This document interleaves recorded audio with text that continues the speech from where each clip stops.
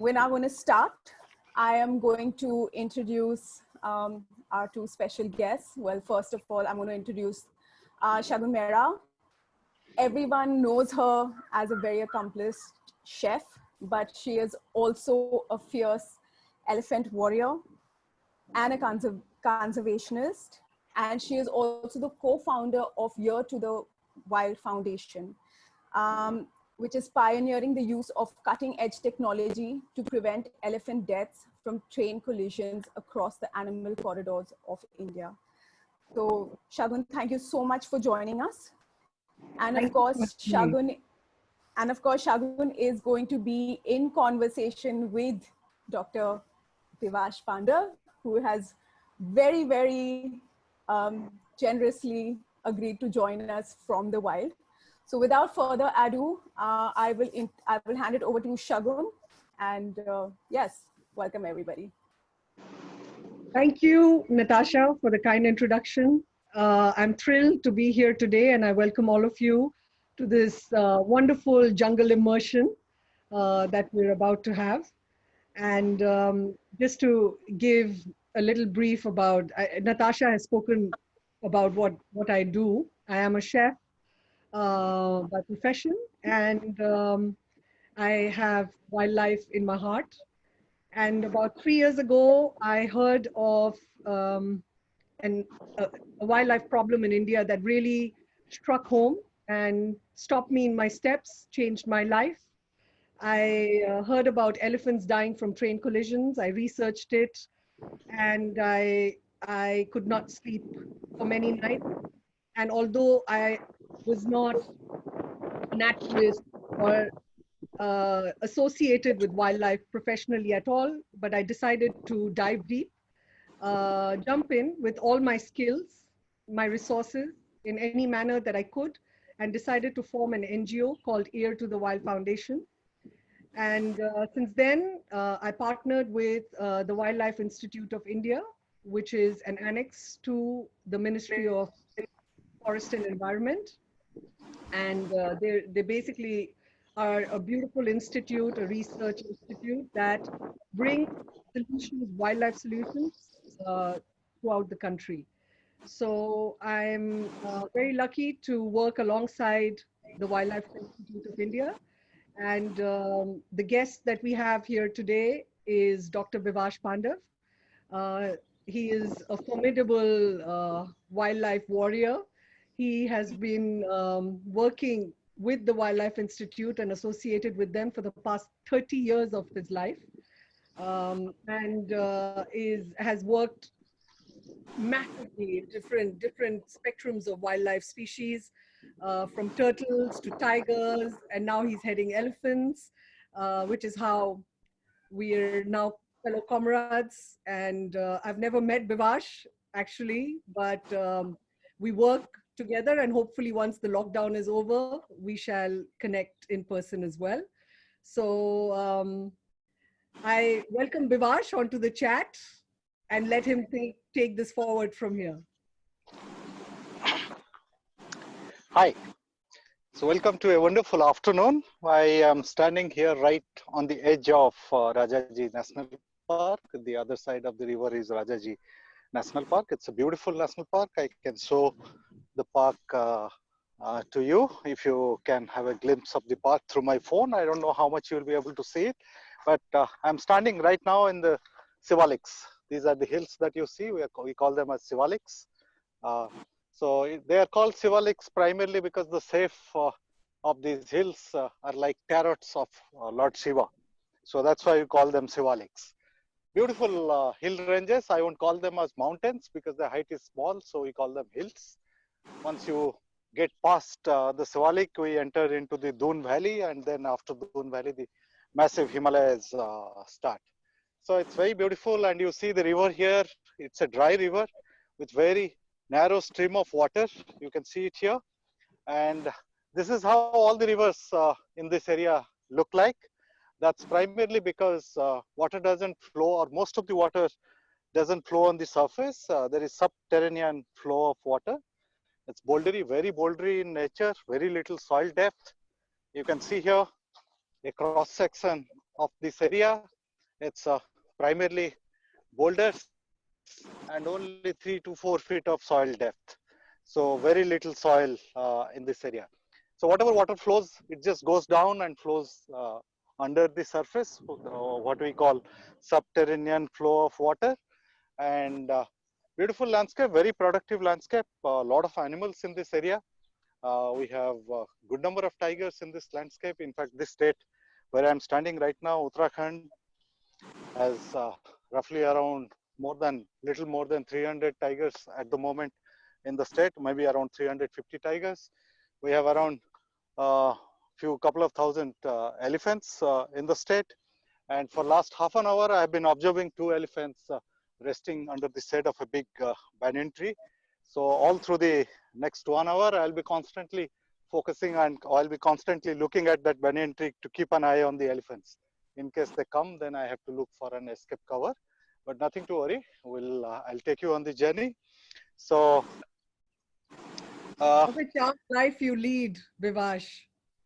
Yeah, the work that brings me here, very close to this place, hardly 50 meter, 100 meter from the park boundary, there is a national highway. So the highway passes along the edge of the park, and that connects Delhi with Dehradun or Dehradun with Delhi. And this highway is at the moment under the process of expansion. They are going to widen this highway. So a lot of animals from the park cross to the other side because there is forest connectivity is there all the way for next 40-50 kilometers. So all these animals cross there. And when you expand the road, lot more vehicles are going to move on this road. The speed of the vehicles are going to increase. As a result, we expect a lot of accidents to take place, not because of vehicles, but because of animals. Animals may come on their way and hit the vehicles. So it's going to be a major concern. So to address that, we have been installing camera traps along the side of the road and then monitoring. So we have been following animal trails like this that comes out of the park. Then right now I am in Uttar Pradesh. So this goes all the way another 100 meters. So vehicles are there, it crosses the road and moves on to the other side. So what we have done, we have identified all these trails here, and along these trails we have installed remote cameras. So I'll just take you to a trap station, which is pretty close by. So these cameras work like this. They are automatic camera, motion sensitive cameras, and we deploy them at strategic places where animals move. And the moment animals move, the camera detects the motion and automatically takes a picture. So that's how we have been doing it. And I am here right beside the camera trap. You can see the camera trap here. So we install the camera traps here. So this is the lens, this is the sensor, and this is the flash. This is roughly around 15 to 20 feet from the trail. So any animal that moves on the trail in front, this camera takes the picture. And then once in 5 days, 6 days, we come and inspect the camera, whether elephants have kept them safe or they have been damaged by elephants, and remove the card and look at the data, what kind of animals are crossing. So the whole idea of doing this exercise here, what I'm doing right now is identify the critical places of animal crossing so that whenever the road is widened, we can think about mitigation measures. We can have a flyover, we can provide safe passage to the animals. So that's why we have to identify these critical points and then come up with suggestions to the government so that both animals and vehicles or people continue to coexist without much problem. Problem will always be there, but we'll try to minimize the problem. So that's the whole idea that brings me here. And today I'm in this beautiful patch of forest, pretty close to the road, plenty of vehicles moving. Lockdown, despite lockdown, quite a few vehicles are moving here at the moment, but a lot of animal movements. Like daytime, 3 o'clock I came here, and since 3:30 I've been observing elephants. I don't know whether you can see the big banyan tree there. It's difficult to see now from this distance. Yeah, you can see the beyond the dry tree. There is a big banyan tree there. Just below the banyan tree, there are two elephants standing there. So yeah, that's pretty much about it. And let's start talking So about this yeah, forest. Yeah. I'm going to share some of the images of you at work. Mm-hmm. And yes, if you could tell us a little Yeah. bit about that. Can I see Yeah. those images on the screen? Yes, they Okay. are now up. Yeah. So that's a what you say called peacock soft-shell turtle. We keep walking in the forest. Not a very common species. Once we happened to catch it, one of my colleagues actually caught it and got badly bitten by these turtles. So these turtles don't have teeth, but they have very strong jaws. So you got to be very careful while handling the turtle. You carefully see how I am holding the turtle. From behind, you have to hold the turtle. Never hold a turtle from the front or from the side. They can extend their neck and they can inflict severe bites on you. Okay, move on. Next one, please. So yeah, so this is the image with the tiger claw marks on the Yeah, tree. so in fact, while I was standing here, I was observing some animal marks here. See, animals live in the forest and they leave different kind of signals in the forest, especially territorial animals like tigers and elephants. They mark, they scrape on the ground. I'll show you some scrape marks here. Then they claw on the tree. You can see this photograph is from Chitwan National Park in It's Nepal. so high, Bivash. This it looks. I mean, it looks so high. I mean, it's almost like how many meters high? How many feet high is that already? I mean, how does the tiger get all the way? Has it climbed up and done that? And you can see there. In fact, I'm standing here. Okay, there's a little bit of a freeze. But yeah, what you see on your screens right now is a tiger mark Claw on mark. the tree, claw marks Yes. on the trees. And Do that to sharpen their nails, you know, just like cats do. You know, they sharpen their nails. But what I find amazing is that it's so high. So the tiger is a very big animal. yeah, so it's like a scratching post. Interesting. Yeah, it's like a scratching post, exactly. So while we wait for Bivash to come back online, I'm going to go through Okay. these images. Ah, you got to be very careful following elephants on foot. Okay. Oh, Never take never sorry. Bivash, never we take lost a. you for a second when we Can were you get? talking about the tigers Can you hear me now? and the Yeah. tiger claw marks. Yes, we can. Okay. Yeah. So I was telling the one of the ways tiger leave their signs in the forest is claw on the tree. So you saw, I mean, they're going up to 8 feet, 9 feet, 10 feet up on the tree and putting their claw marks. So, and they prefer trees with very soft bark to claw. They don't claw the trees with very hard barks. And this is Okay. to sharpen their nails, yes? Soften their nails and clean their nails also, because nail is one of the major weapons for them to catch the prey.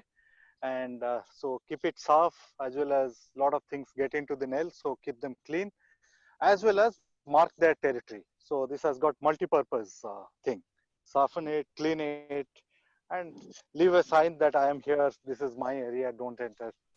No thoroughfare in my area. Got it. Okay, the next image is of the elephant behind you. Okay. Uh, telling you, one got to be extremely careful with elephants while walking in the forest or while moving in the forest. Never take elephants for granted. This particular animal you see, I mean, I was thinking that very gentle animal. I was following it for about 15-20 minutes. The animal was moving away from me, and then suddenly uh, the animal decided to turn and charge me. But I didn't understand. I made the mistake of thinking that animal is too shy of me and is moving away from me. But while he was moving away from me through his trunk, he was actually keeping track of me. He was smelling me all the time. And when I crossed that critical distance, the animal immediately turned and charged me. I was lucky enough to survive, come here and tell you this story, but not many people can survive to tell this kind of stories. Be very, very careful when you see elephants in the forest. Move on, next. Okay. So the next image is, of course, of the setup of the camera trap. Yeah, I just showed you the camera traps, fantastic tool to understand animals. Most of the animals in the forest, like tigers, elephants, most of the nocturnal animals in the forest are extremely shy and they move out only during night. And no way we can monitor them, no way we can see them. So we use these camera traps. Camera traps are fabulous tools, provide us a lot more information about animals and what happens in the forest. Are these thermal cameras as well, Bivash? Are these? Yeah, these are all thermal motion sensitive cameras. Earlier we were using infrared cameras, but no longer we use infrared cameras.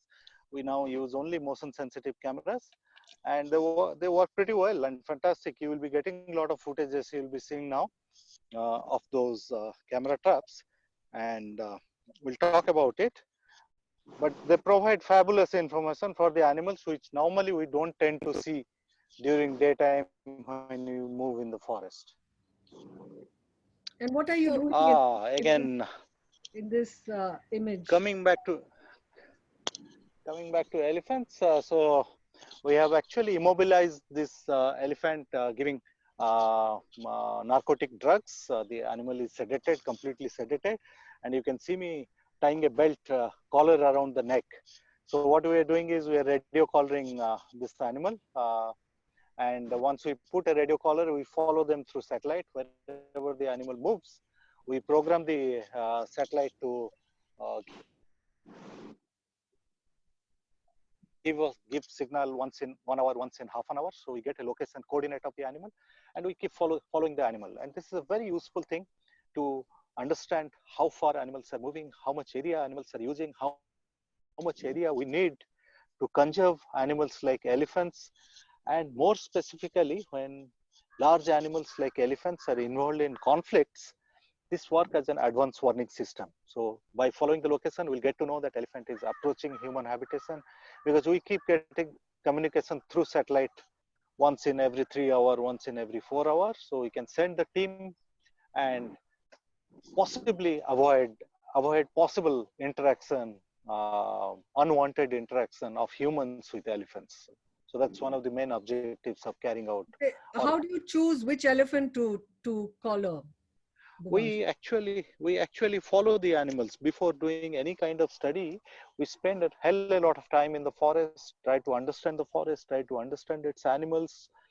Are there any specific animals that are creating problem in this area? Mostly bulls go out for crop raiding. So we put radio collars on the bulls and then follow them so that we can keep track of them. So it just you just don't go into the forest and straight away start. I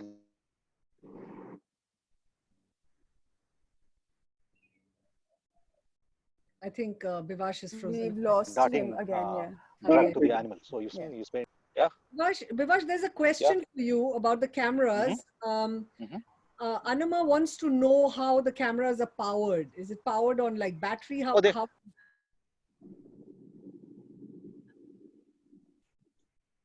think we lost him again. Yeah, they're powered by batteries.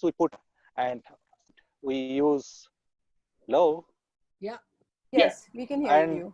And we use only alkaline cells because depending on the traffic in front of the camera, they last anything between 10 to 30 days.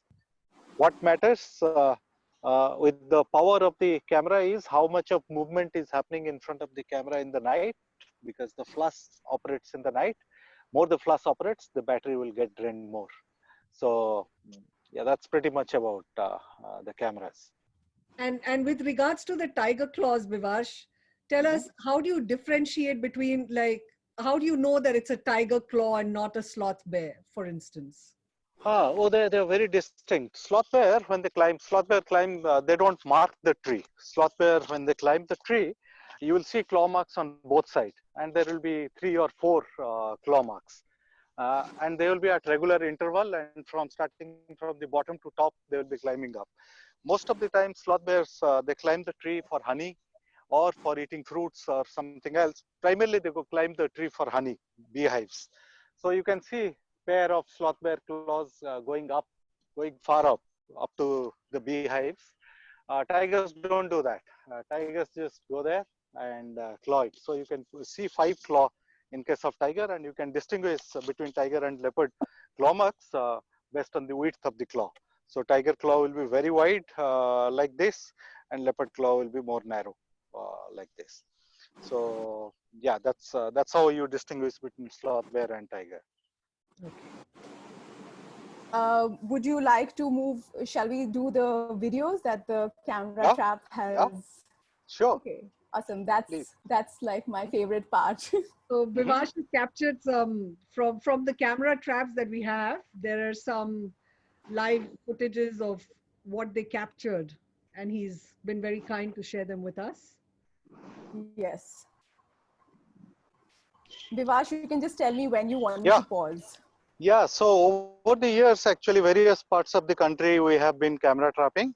And these cameras have this option of taking a still image and followed by 30-second of video. And most of the time, the video comes blank, but sometimes you get to see wonderful things like this. Mother walking in front of the camera, followed by the cubs.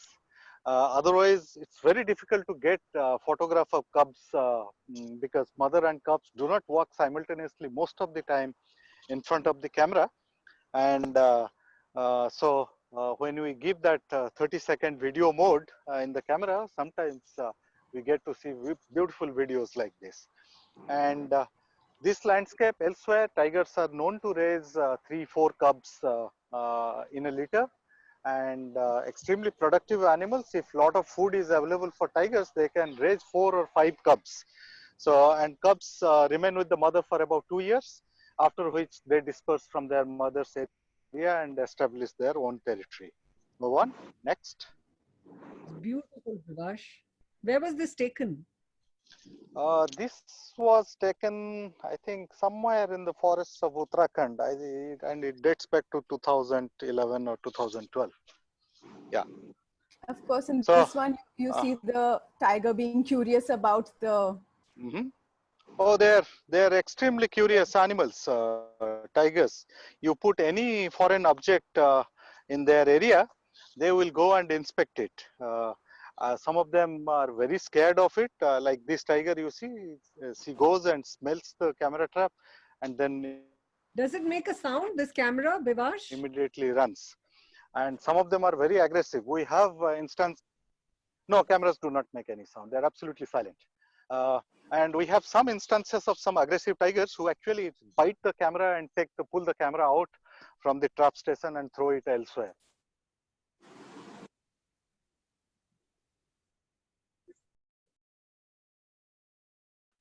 So we have had few instances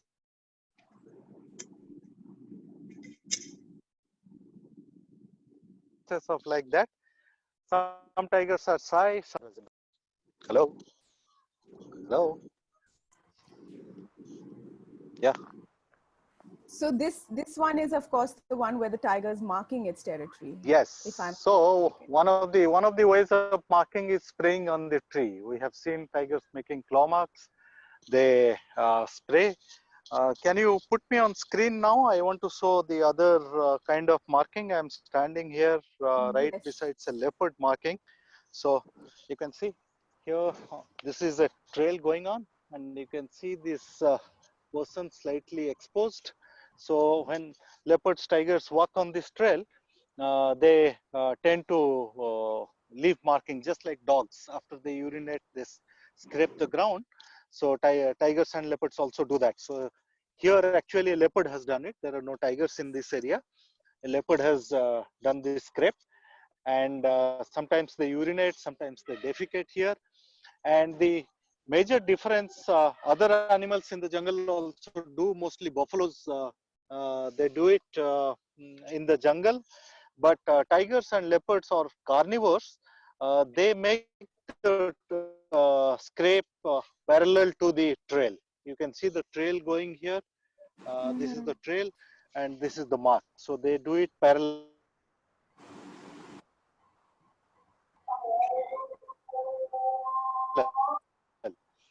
to the trail. So carnivore or buffaloes, and depending on the width of this scrape mark, we can say whether it is leopard or tiger. A leopard is normally 12 to 14 centimeter, and tiger will be more than 20 centimeter in width. So that's the different kind of signs.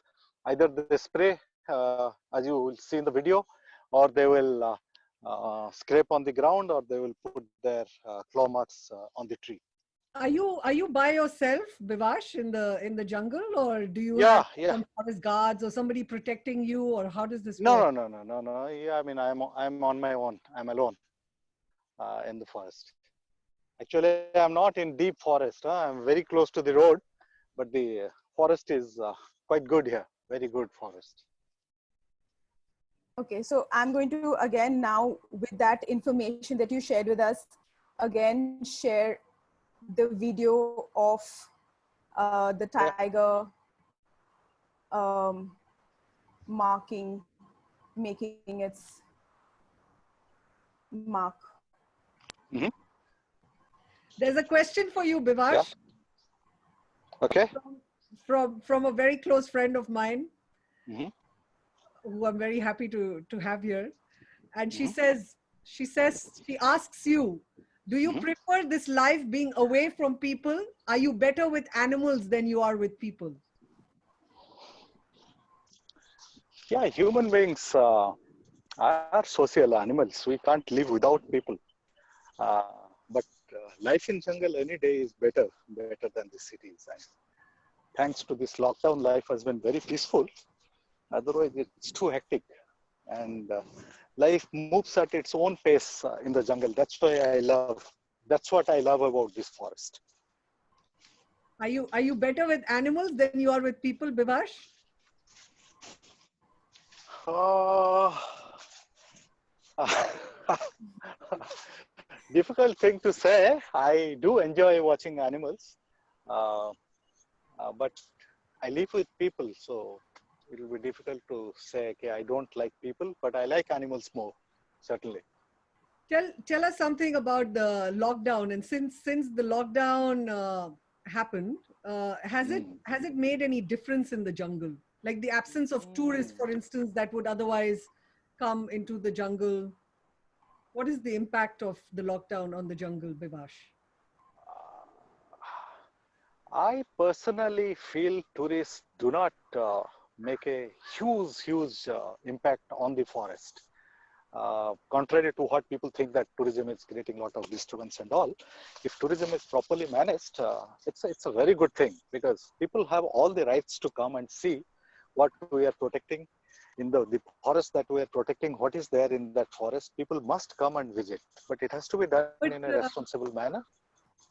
sorry, the animals So get used to the cars, right, Bivash? Them coming and going. So now that they've got all this time, let's say 2 months of not seeing any vehicles or any cars yeah, on the usual trails that they would otherwise see, do you there think are that they are large a lot more?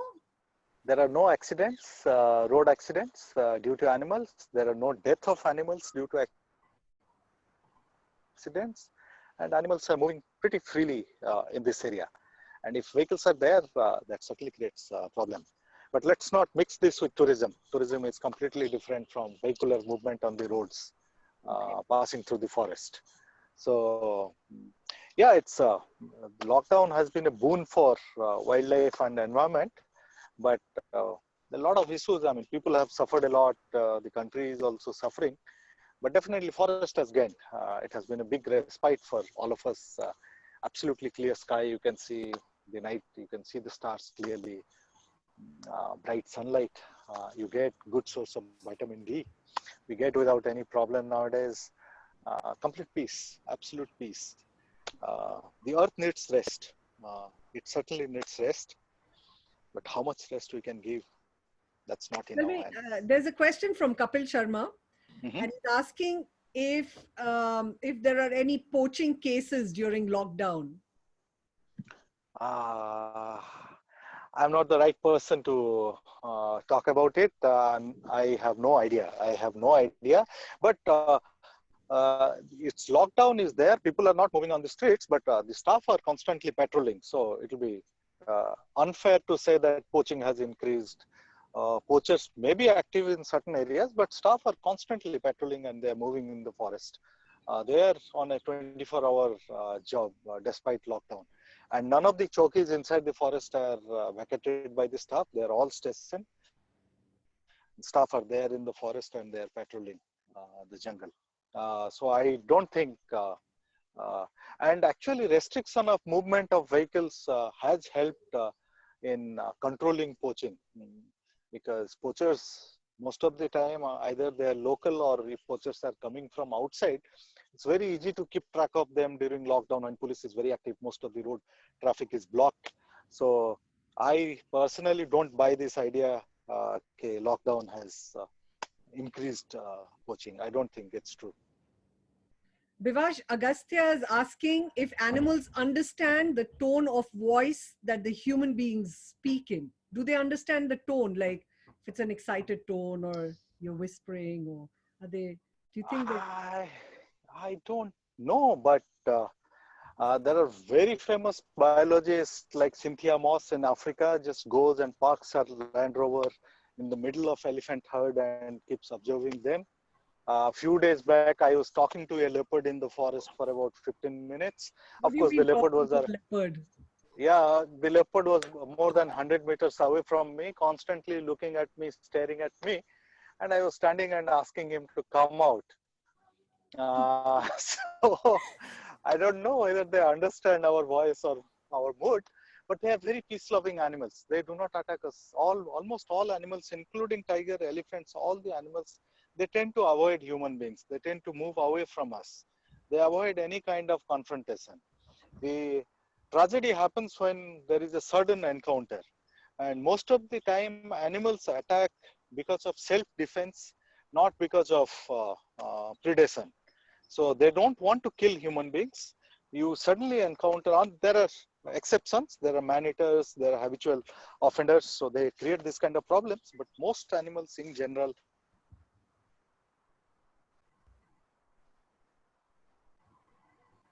Hello. in the forest, they move away from the sight of human beings and they move away from people. Yep. Hello. Bivash, how do you keep track of all the different species, like the populations? I mean, what is Okay. a census, for instance? Okay, so we do not do any census in the forest because census is done only for human beings. When you go visit house to house and do a head count, here you can't count all the animals. So in the forest, we do population estimation. We do not do a census. Census is an absolute number. Estimation is a relative number. We give a range that there are around 30 to 35 tigers in this forest, or 5,000 to 5,500 spotted deer in the forest.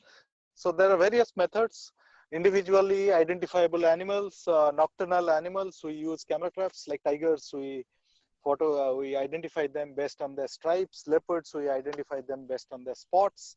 For other animals like spotted deer, sambar, nilgai, blue bull, wild pig, we walk on a transit in the forest. Like we walk for 2 kilometers, 3 kilometers and count the animals and sample the animals that we are seeing and then extrapolate the number of animals that is there in the area. So there are various kind of methods to get an idea about how many animals are there.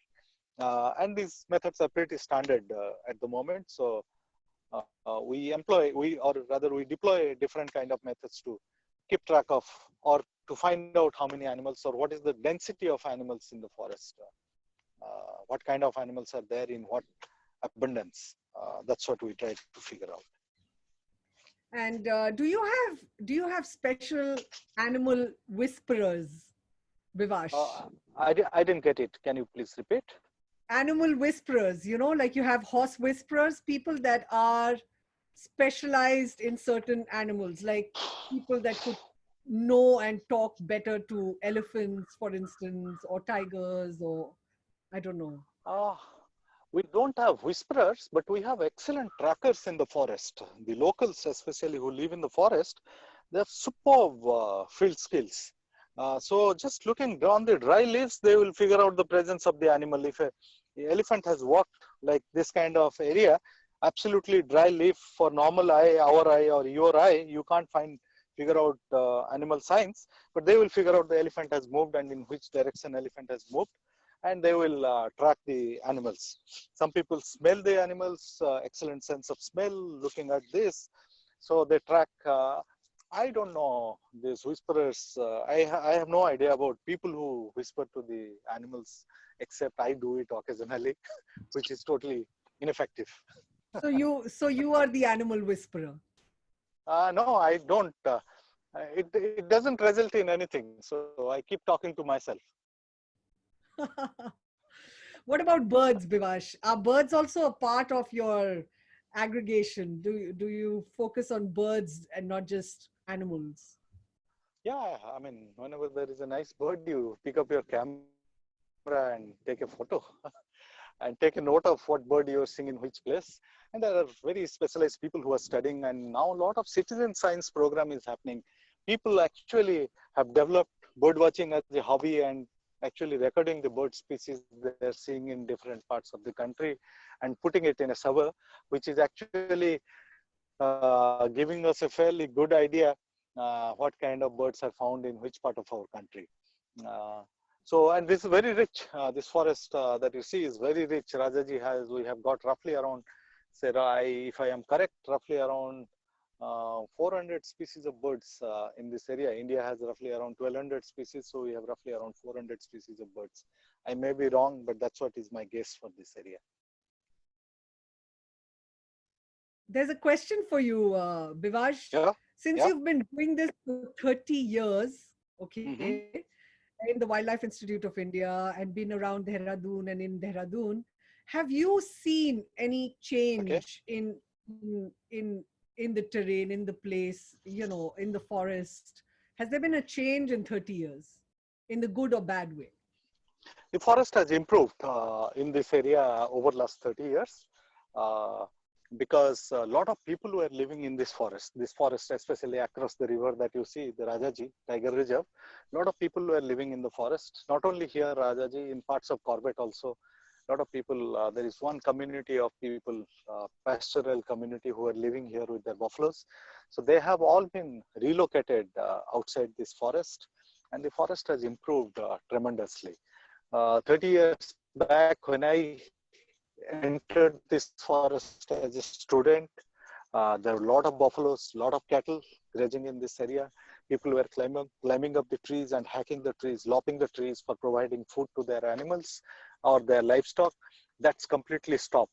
The forest has vastly improved, and this particular state has made tremendous progress in wildlife conservation. I would say it has completely revived the forest. Water has been recharged. We have flowing water in peak summer in this kind of rivers that you see, which was not there earlier. It's primarily because of good improvement in the quality of the forest. And this is pan India, you think, Bivash? Things have got better in the Indian forests in the last 30 years, according to you? Yeah, I mean, India is doing far, far better. I would say, I mean, I worked in several countries, 11 out of 14 tiger range countries, 11, or I don't remember now. Yeah, I worked in 11 tiger range countries. I would say, in a nutshell, the difference is when I was walking in the forests of Cambodia, Indonesia, Vietnam, Laos, uh, for days together, I was struggling to look for animal pellets. So just dropping of animals was extremely difficult to see in the forests of Southeast Asia. Whereas you come to India, you enter into a very well protected area like Corbett, Ranthambore, Kana, Bandhavgarh, you straight away start looking for tiger. Okay, forget about the other people. They won't bother to see spotted deer, sambar, or all other animals. They will straight away start looking for tigers. So that's what is the difference between the forests of India, the protected areas in India, and outside India and the other countries. So I would say we have a very strong network of protected areas, very well established management, which is not there in most other countries. I'm talking about the neighboring countries in Southeast Asia. And we have a very strong judiciary, which is very, very sensitive to our For forest and instance, wildlife conservation.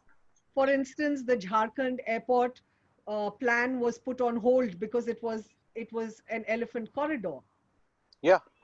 Yeah, so that's what I'm telling. The judiciary is extremely sensitive, and we have things in black and white. So we have rules and regulations. In some cases, there are problems, but overall, I would say India is doing far better than most other countries, as far as see simply the fact that we have 1.3 billion people in our country, and we have the largest population of tigers. We have the largest population of Asian elephant, and yeah, that itself says about our success story in conservation.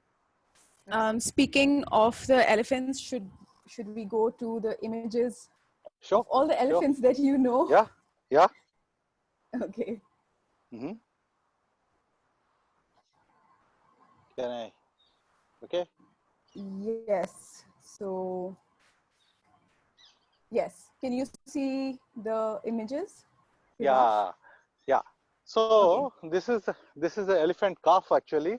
So elephants, the young ones are very prized possessions, like human beings, more than human beings. Elephant invest nearly 22 months in giving birth to the young ones, and after giving birth, nearly 3 to 4 years, the calf remain associated with the mother.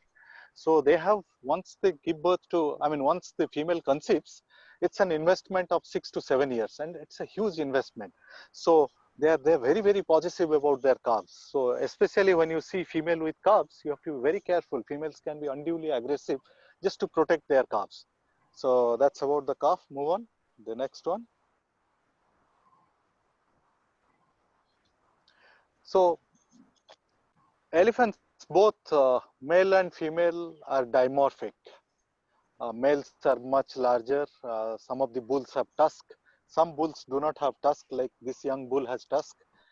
So cows are much smaller in size. Bulls grow much larger, and the tuskless bulls even grow much larger. No, this is a cow elephant. Just move on to the next one.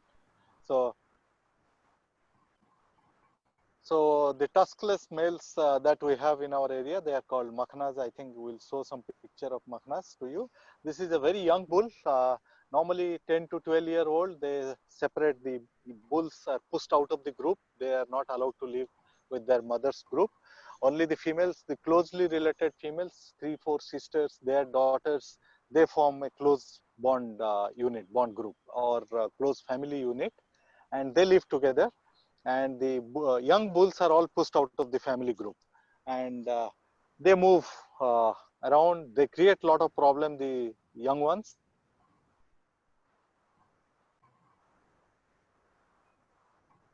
Lost you, Bivash.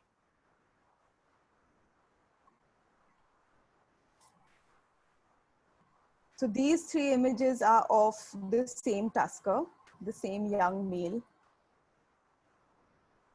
I think we've lost Bivash. Shagun, what about your experience till he comes back online? What has been your experience with elephants?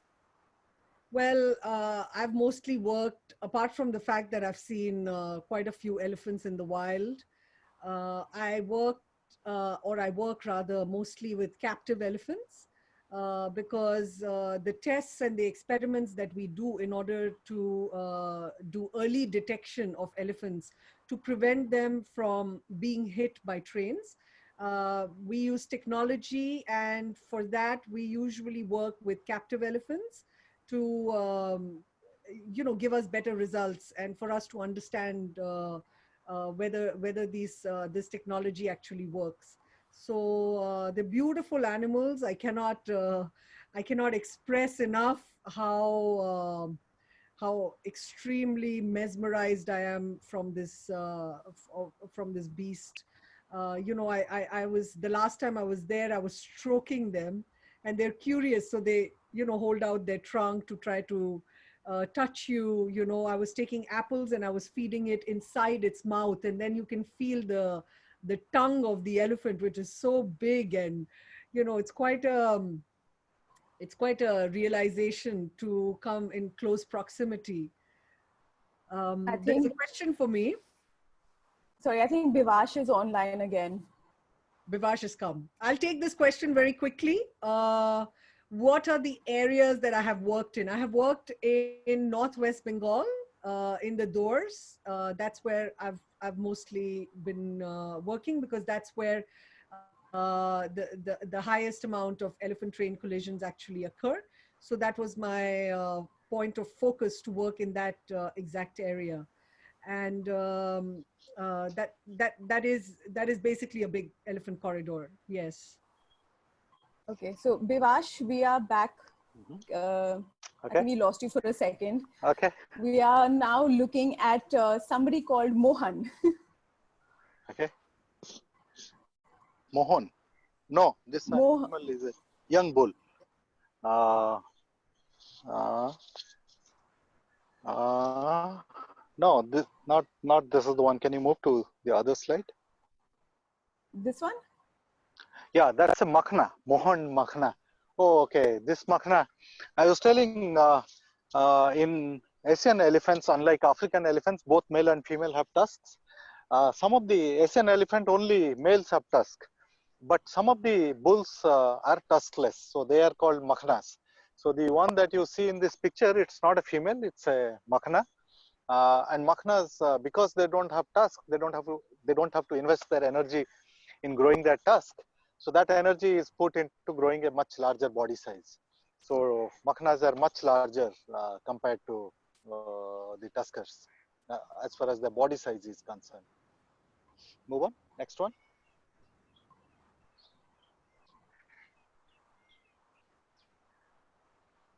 Natasha, can you move to the next photo, please? Keyur, I I will am. I answer think your it just question takes a after Vivash is done, second. okay? Sorry? I think it just takes a second to change on everyone's screen. Sure. Okay. So here you see the tusker bulls, and if you see carefully, the bull has lost its tail. So most of the bulls have half tail. Very few bulls you will find long tail, because they, while fighting with each other, they bite their tail, and as a result, they Sorry, chop what? their tail off. So They once the bite tail is tail. bite, okay. So and they chop off the tail. So once the tail is chopped off, it doesn't regrow, unlike a lizard. Okay, so many of these big bulls you will find with what do you say, half tail or a cut tail.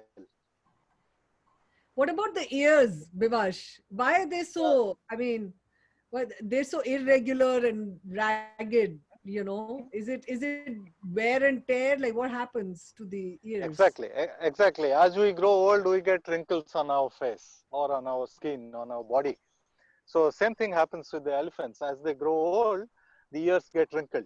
So there are many folds. The number of folds in the ear increase, and many times what happens when they are passing through the bush, uh, get torn by thorns. Okay. So as the elephant grow old, you will find various kind of natural markings on the ear. Many old elephants, you will see pigmentation.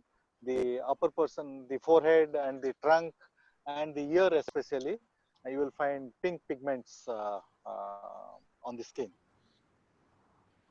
Yeah, the young ones, as I told, they stay associated with the maternal group for about 10 to 12 years, after which they are moved out. As I am standing here, my driver comes and tells the elephants that were standing here, they have crossed the road and gone to the other side. Ah, Yeah. okay. So this was one iconic tusker of the area. We very fondly called him Tipu, and he was radio collared for about 4 years between 96 and 99, and we followed him. And he is one fellow who actually used this entire park. From starting from this end of the park, I am standing outside the park, starting from this end of the park till the easternmost end of the park. More than 1,000 square kilometers this fellow had used during his lifetime. Very, very handsome and one of the tallest animal in this entire landscape. Yeah, same picture of Tipu.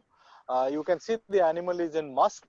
The male elephants during the breeding season, they come into a stage which is called must, during which there is secretion from the temporal glands, and they will be constantly dribbling the urine. So you see this animal, if you see carefully, the hind limbs are all wet. They are black, jet black in color. So constant urine dribbling, and the animal is on the lookout for females who are in estrus. Animal keeps moving.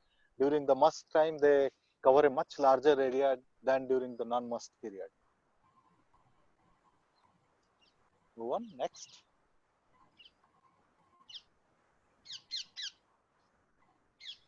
Yeah, same. This is a picture of same Tipu, and here you see we have a, very famous river, Ganges or Ganga. This Tusker crossing Ganga River.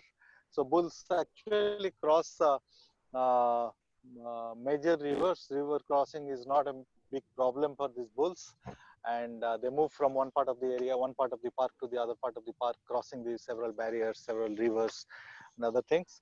Very beautiful, and this area actually Bivash, there was a very famous photograph or documentary that I saw in the Andamans of elephants swimming in the sea. Yeah. Is that true? So, like, they really swim like this under the water? Yeah. Here, of course, the water is not that deep for them to swim, except during monsoon when flood water is there. But these animals, most of the animals are excellent swimmers. So they cross the rivers. Rivers are not a barrier for these animals. Okay. So there was a interesting story about the tusker that we had just seen. Is it the same one, the mating tusker? Yeah, that's the same one. So I don't think we have much time to talk about that story. We can refer to that story. People can go and read that story. There are some questions. Generally, the question came to me, but I'm going to pass it on to you. So the question is from Keyur, and he asks, what is the corrective action that is taken by the government when it comes to elephant train collisions or highway accidents? I mean, what is the government of India doing about that? Oh, you can see the tusker standing on the highway blocking the traffic. Yep. Many places where elephant corridors have been identified, so we are building overpasses for the vehicles. Vehicles are going on flyovers, and so that provides safe passes for animals to go down. That's one of the major things that's being done as far as roads are concerned. About railway line, it's still a major concern. First preventive measure is reduction in the speed of the trains passing through the forest area, which needs constant monitoring. Second is many times what happens in the forest area, we keep dumping garbage from the train. Simply, we never dump garbage in agriculture fields or human habitations and those areas, especially this Dehradun. When trains leave Haridwar and come towards Dehradun, you pass through a beautiful patch of forest through Rajaji. We have this tendency of dumping garbage. So that garbage attracts elephants as well as a lot of other animals. We are just talking about death of elephants on railway track. We don't talk about death of other animals on the railway track. So that garbage disposal is a major concern that Indian Railways need to address. Then the best solution is take the rail line out of the forest. If that is not possible, then we have to live with the problem. What about also closing the train lines, in the evening hours?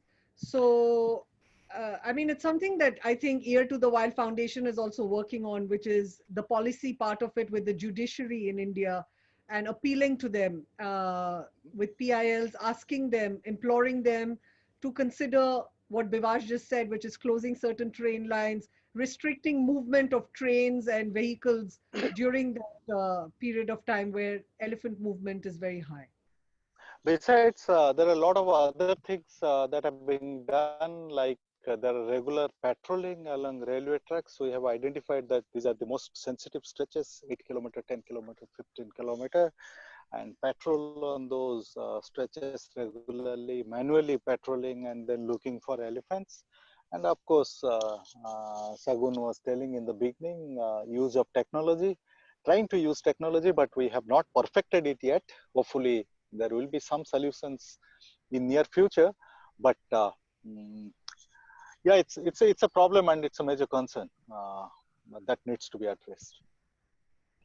What about the Pilibhit tiger? Keyur is very, very keen to understand about the Pilibhit tiger. What happened to that? The biggest tiger that we had in India. Oh, I don't know. We may be having tiger bigger than that, but that certainly was a huge tiger. Yeah. Yeah, it entered into human habitation area. Pilibhit has a very peculiar shape. If you see, it's a very narrow patch of forest. Difficult to contain animals like tigers in that kind of forest.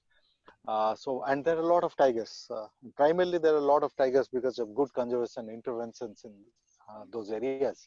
Uh, so where there are a lot of tigers, the linear shape of the area, this kind of problem is bound to happen. It's unfortunate. They made the doctor, veterinarian there made sincere effort to capture the tiger, but it was huge, massive tiger. I don't know what went wrong. It was very unfortunate, but deliberately no one kills a tiger. No, And we don't. it's No, we sad don't. that we have lost the tiger, but we can't keep blaming the doctor for his fault. No. And I personally, having participated in many chemical immobilization episodes, it's very tricky. You have to calculate the weight of the animal and accordingly prepare the doses. Who the hell can imagine that that tiger will weigh more than 400 kg? We had absolutely no clue. So don't know what happened to that case.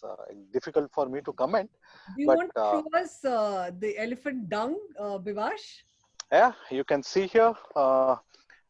This afternoon when I came here, I was sitting here. Uh, Elephants come here regularly to drink water. You can see the dung. Uh, Unlike cow dung, elephant dung is fibrous. It's not powdery. Cow dung, when it dries up, if you uh, press it, it will become powder. But elephant, you can see, you'll get all the fibers. That's because elephant can't digest all the food that it eats. Their digestion system is completely different. They have a very simple stomach. Unlike other animals like cow, buffalo, or spotted deer, sambar, those animals, they have a complex, they have a four-chambered stomach. And elephant has a simple stomach. So food actually passes through the stomach without nutrient getting absorbed. So in order to compensate that, so they feed in bulk. So they have to feed like 16 hours a day. They need to drink roughly around 300 liters of water a day. So by feeding more, they compensate their nutrient intake in this. And because food is not digested completely, so a lot of fibers come out in that dung. And unlike cow dung that we can ferment and make gas or biogas out of it, we can't ferment elephant dung because it is not digested. Food is not digested. So even if you put it in a pit, it will take years and years, but it won't ferment. There is a question about the plan B, you know, where they had the bees in order to stop elephants from coming close to the railway tracks. And I remember about, 2 years ago, I attended a workshop that Dr. Sukumar had conducted in West Bengal in Siliguri. And they confirmed to me that that the bee sound or the introduction to bees was not really a helpful. It No, was really deterring the elephants. it doesn't work. Elephants are very clever animals and they learn immediately. They quickly pick up. I mean, if sound is not associated with stinging, if bees are not coming and stinging them, just sound, they learn over a period of time, maybe 10 days, 15 days, 20 days, they know that this is a fake sound. So they go undeterred by the sound. So all these sound and other things, they don't work. We need very hard measures to control elephant mortality on the railway tracks. All these kind of soft measures are not going to work. They have failed. Is it true, Bivash, that All the elephants, places. when elephant is getting old, okay, like they have these ancestral paths that they cross, is it true that they go to a particular place to die? Like how does that work? I mean, I don't know, but like human beings, I have seen older bulls or older elephants suffering from cataract. They can't see properly. Many places, while climbing a cliff and all, they fall down and die. Older animals. I don't think normally animals when they get sick, they try to remain secluded, or they try to seek places which are not disturbed to die peacefully, but not necessarily. Uh, many times also older bulls or older elephants get attacked by younger bulls and die due to injury. As I told, because of cataract, they can't see if they're climbing hills or climbing cliffs. There are instances of elephants falling down and dying, and they could be dying due to disease also. Many times I have seen in the forest elephants dying due to diseases, various kind of diseases, including anthrax, tuberculosis. Lot of diseases are there which actually kills elephants, and disease is Okay. supposed to be one of the major way of regulating elephant population. Otherwise, elephants don't have much predators. So yeah, So, that's pretty much Bivash, about. Yeah. Ash, it's been Yeah. so wonderful to see everything around you and to have you show us all these incredible sights and give us all this amazing information. And I thank you very much, and on behalf of everyone as well. But we could see some of the last videos from the trap that you've still shown us, Okay. and we can wrap this session up because I need to run to the beach as well. Okay.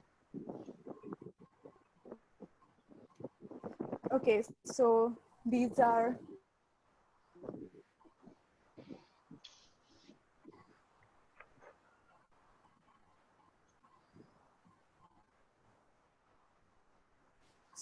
the last videos that we have from the camera trap that you sent us. What's there in this? I can't see anything.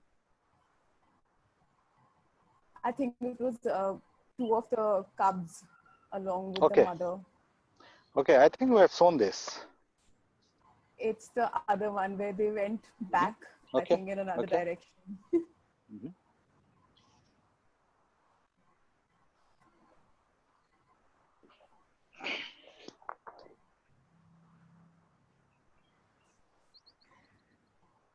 I'm very thrilled to have done this session with you, Bivash. It's really quite addictive to be in the jungle, and I can't wait to get there soon myself.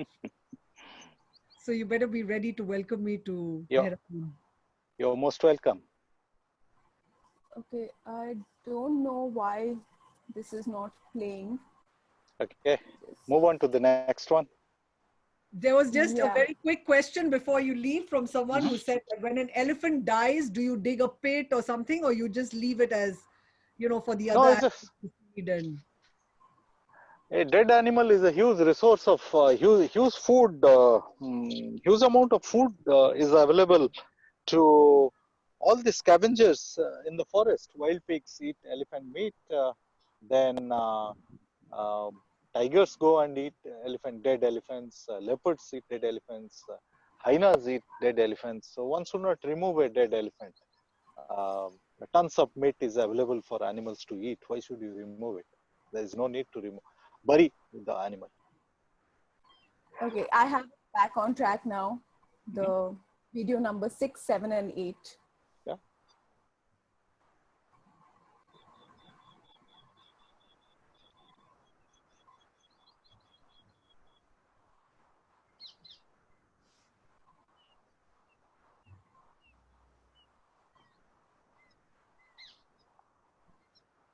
So you can see this tiger absolutely indifferent to the presence of a camera trap. Unlike the one you saw in the beginning, this tiger is going smelling and immediately running away, scooting away from the camera trap.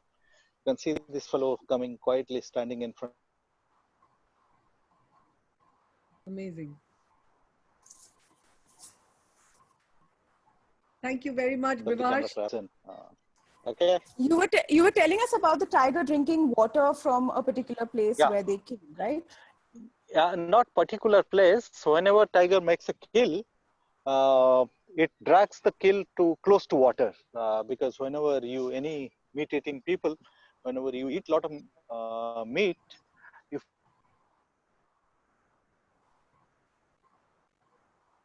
I think we've lost.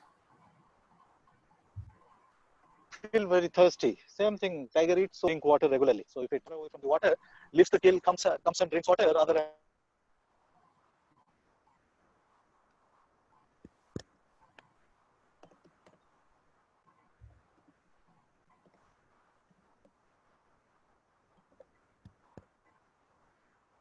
kill.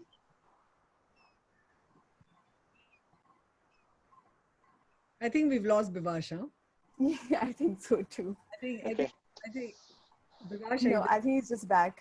And I think that is the last of the videos that we have as well. So I'm just going to highlight Bivash. Bivash, can we can you just pan your phone around so we can just, for the last time, see what you're seeing before we all go back to our apartments? You can see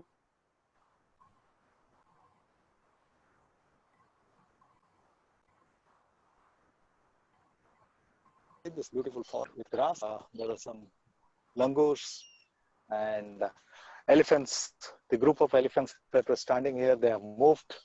So this is how the forest is. It's almost getting 5:15 now. Now we are in the very beautiful part of Sivalix. Okay. So thank you, Shagun. And thank you, Dr. Bivash Pandav, for this lovely, lovely session. We shall all live vicariously through you. Yeah, sure. It was a pleasure talking to all of you. All right. Okay. So thank you, everyone. And India by Hand will be having more live sessions in its Hive series. So do stay tuned and keep following us on Instagram, Discover India by Hand, to know more about all of the sessions that we will be having in the future. Shagun, thank you so much for taking the time. And yes, thank you all. And thank you have all. a good weekend.